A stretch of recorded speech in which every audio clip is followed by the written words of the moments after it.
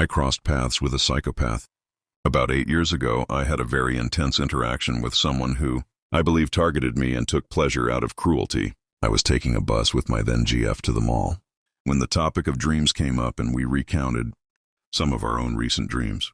It was a detailed dream and I enthusiastically explained it to my partner in a somewhat animated way. About halfway through my story, a young man built like a college athlete crossed the bus to adjust the window above where I was sitting, the whole time planting his whole foot firmly on top of mine.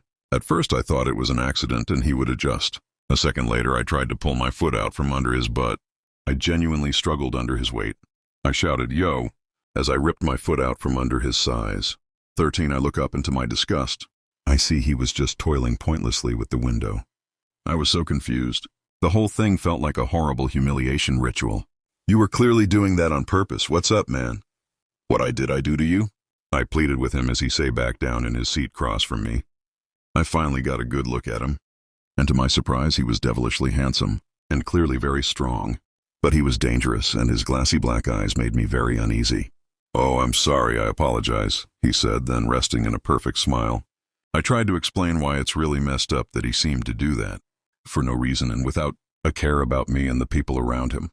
He responded with the same phrase over and over until he seemingly grew tired of this act and shifted to a more sinister tone.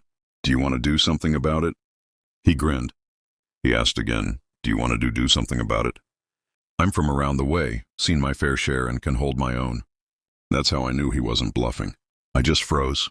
He smiled on as I peered deeply into his dead eyes looking for the remnants of a soul. He haunted me like a demon.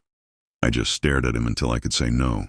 I wasn't interested in escalation, and we moved to the back of the bus. He took satisfaction from winning this encounter, and we went along with our day. It was like looking into the eyes of a great white shark.